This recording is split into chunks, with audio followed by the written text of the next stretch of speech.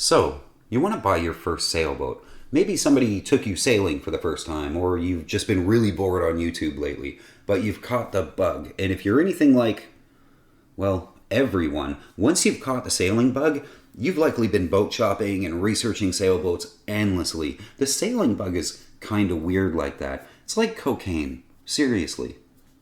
Not that I would know about cocaine. But once you get sailboats on the brain, you're screwed.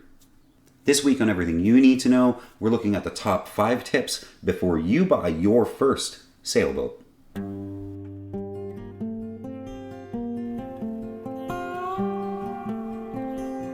Now, I have a friend who watches this YouTube channel. We're going to call him Bob because, well, his name's Bob, and he's looking to buy a boat. So I put myself in his shoes to figure out the best advice you could get when you're in that position. We're going to use Bob as an example throughout this episode. Now, when you start down this path, a lot of people are going to give you advice on boat buying, and they're going to overcomplicate the heck out of it. It's hard to sort through all the different opinions and the warnings that the sailing world is going to give you, and the sailing world is full of a lot of naysayers that will tell you all the reasons you should not buy a sailboat, usually because they never got around to buying one and they're kind of jealous. So let's weed out all the BS and let's make it stupid easy. The first thing most people ask you when you want to buy a boat is, what's your budget? Though I'm not exactly sure why you would ask that question first. Your first question should be more like, what kind of sailboat do you need? Not how much money can you spend without your spouse waterboarding you in your sleep. So tip number 1, you need to decide what it is you want and why. And here's how we're going to do that. There's a few questions we need to ask.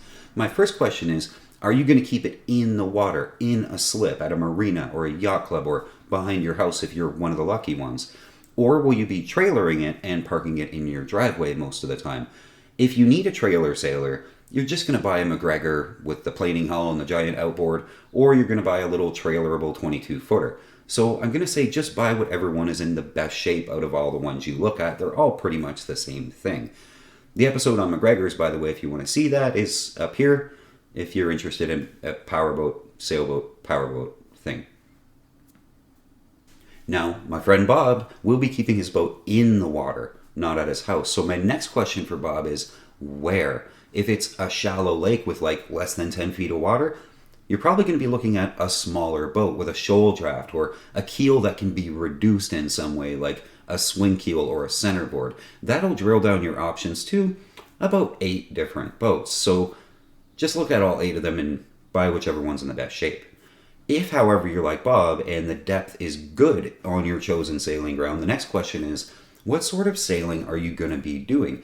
If you're racing, we can drill down the pack of boats to a much finer selection. You're going to want a fin keel club racer that offers a lot more speed and maneuverability than it does comfort and amenities. We're talking like Olsen 30 or any J boat ever made. Bob doesn't want to race that much, so let's move on.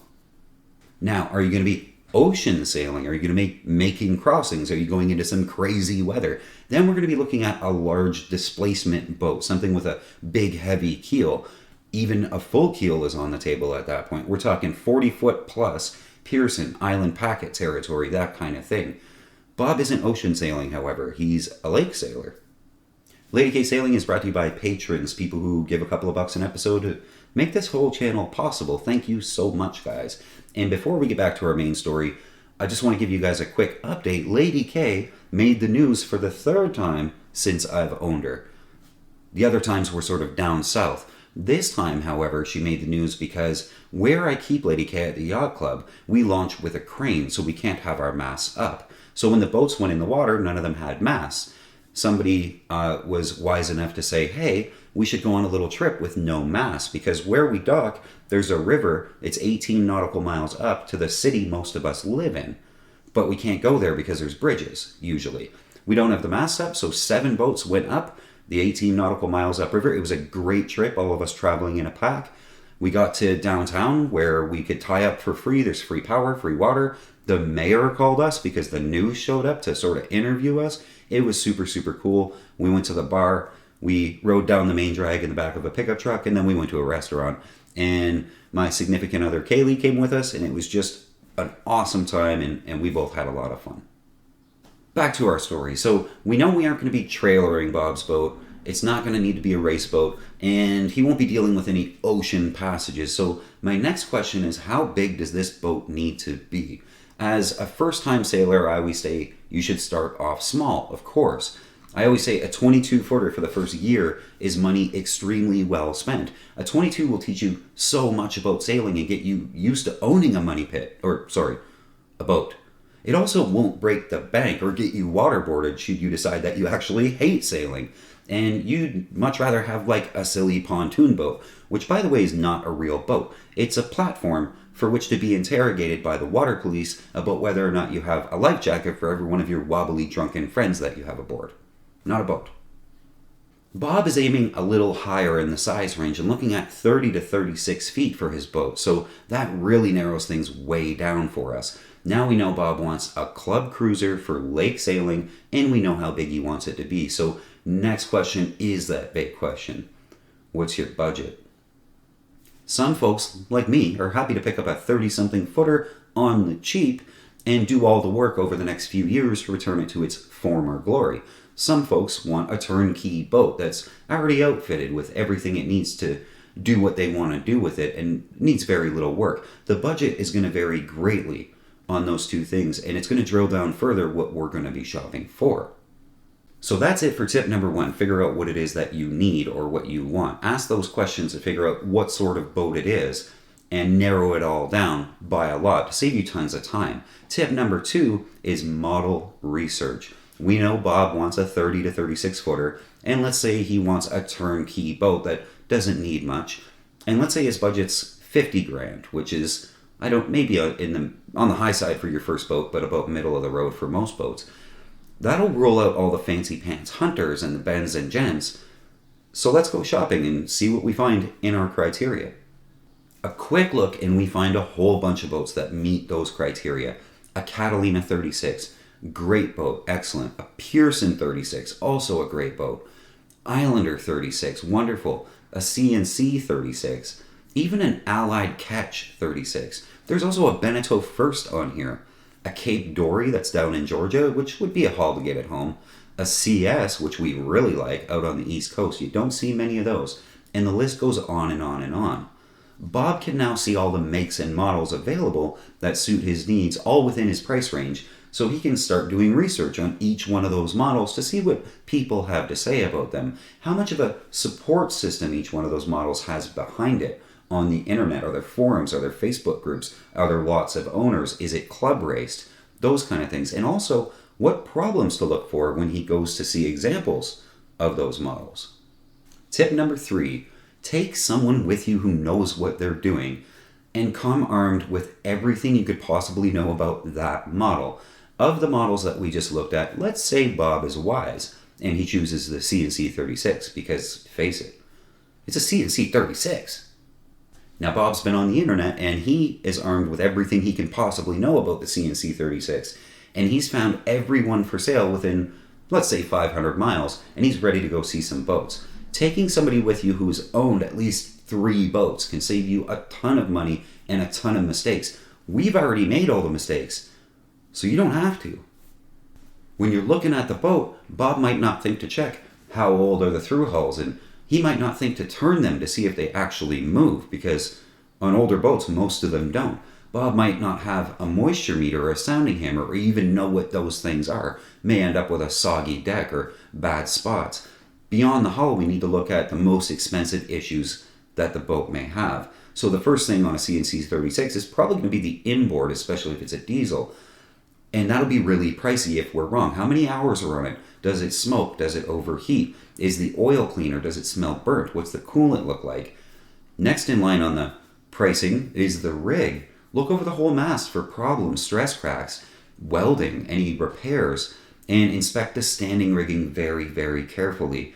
Paying very close attention to the swage fittings. You're looking for crevice corrosion, tiny, tiny cracks. Bring a magnifying glass on all the fittings on the standing rigging, things like that.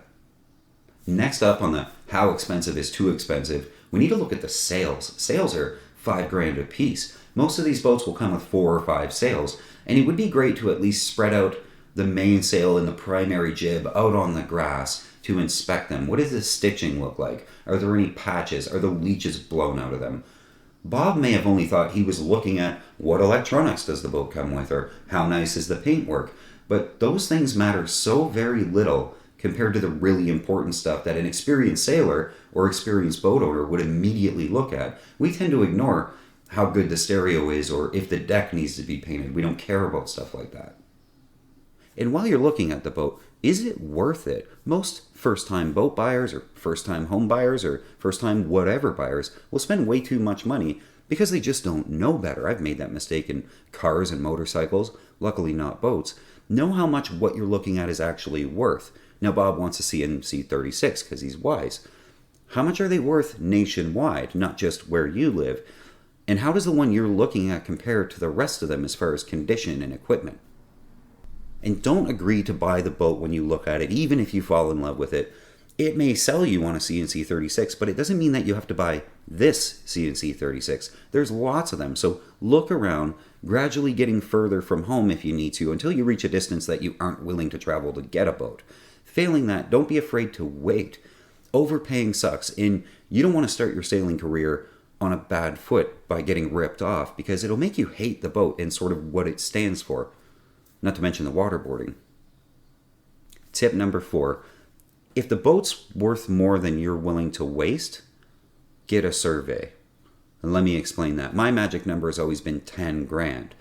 If it's less than 10 grand, I trust my personal skills of an inspection and research enough that I probably won't get a survey. But beyond 10 grand, I'm going to hire a professional. A good survey can cost more than $1,000, and it means a professional is going to come and investigate every single inch of the boat, every wire, every fiber, the rigging, the paintwork, the bulkheads, tabbing, plumbing, ground tackle, the works. Most insurance companies will require you to have a survey too, so you may end up having to get one regardless. Spending $1,000 on a survey may lead you, however, to not buy that boat. And then, yeah, you're out that money. You wasted money on a survey. But it's better to waste $1,000 on a survey than $20,000 on a boat with major problems, right? If you do what I suggest, though, and you just get like a 22-footer for your first year or two, then don't worry about a survey. Who cares? You're going to pay $1,500 for it.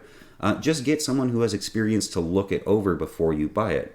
Basically, if it floats, the outboard starts, and the sails are some semblance of white, and it's less than $2,500, just buy it. The last tip, number 5, just do it. Bob, when I met him, was telling me how much he's wanted to do this for years and has been putting it off. And he finally decided enough is enough. It's time to take action. So he started researching on YouTube, as you do. And he ended up showing up at the club where I keep Lady K because he had watched my YouTube channel. It was one sunny afternoon and he came by and he introduced himself. He ended up joining the club, and now he's actually boat shopping for real. Too many of us wait too long to do what we really want to do with our lives, whether it's sailing or something else. So long that we never end up doing it. There will never, ever be a right time to chase a dream, and money may never actually be just right. Go buy a $1,000 trailer sailor and start sailing now. That's honestly the best advice anyone could give you about sailing. Go small, go simple, go now. I remember back in my late 20s after work, every sunny day I would leave work when I'm done, grab the kids and go straight for the boat and sail for a few hours before sunset. My boss at the time figured out what I was doing from Facebook pictures and things like that. He was twice my age. He lived in a big mansion. He made buckets of money more than I did. And he stopped me one day after work and he said he admired me because I got to do every day what I loved doing. Well, he was spending every day just working to maintain the life that he had built for himself, but not doing anything he really loved. So being rich isn't about money at all. It's about experiences. An evening sunset sailing will make you richer than you ever thought you could be. My point is, you just have to go and do it. Go and buy that boat. Buy something, do something. It's spring. There will never be a better time. There will never be a good time, but there will never be a better time. I will see you guys next week. Keep the heavy side down.